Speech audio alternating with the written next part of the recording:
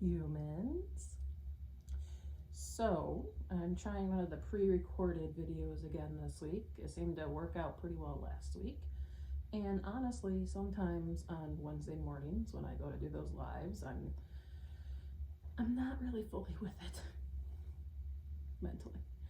I typically have not had my coffee. I've just rolled out of bed and I'm trying to get a video done before my children are in complete freak out meltdown mode. So I'm taking advantage of this time when my children are downstairs playing with their tablets and with their dad to have some peace and quiet and get an actual quality video done instead of just trying to rush through something before the next disaster comes about, which is typically how things are done for me on Wednesday mornings. So the post that I did this week, I'm a little embarrassed to post it. Like I've already posted it as of making this video.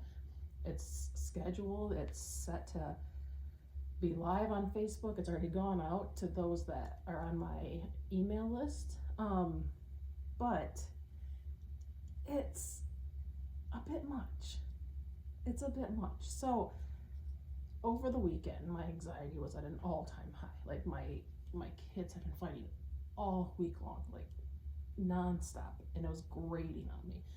My husband was injured.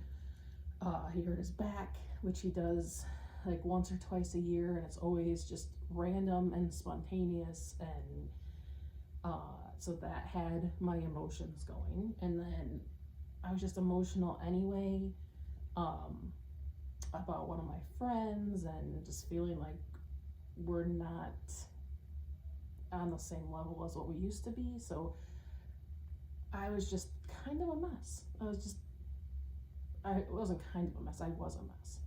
And so I was trying all my anxiety tips. I was working out, trying to get good quality sleep, doing all of those things. And they worked for a little bit, but they were more like a Band-Aid. They weren't making it go away like I really wanted it to. So I decided to write it out because, that's why the blog was started in the first place, was to write these things out and make myself a better person, put myself in the best position that I could be. So I wrote it out, and as I was writing it, I was like, damn, this is ridiculous. This is too much. Like, it's childish. And I'm writing, and I'm feeling better as I'm writing it. Tears are coming down my face as I'm writing it. Like, I'm letting all of these emotions out. And I realized that everybody goes through this. They have these spurts where, like, they just get, emotional and upset about common day things that happen, or, I guess not common day things. Like, they are things that can cause you to be upset or stressed or anxious or mad or anything. But they're just emotions that we all go through. And I think for me, I realized as I was writing things out, like, some of the things are a little more deep rooted than just surface level. Like the things with my kids, like, yes, kids fight. They're going to fight. It's gonna happen. That's typical in parenting. But mine goes like beyond that. Mine is like more deeply rooted into past experiences that I've had that I still, I guess, haven't fully worked through because they come through in moments like this.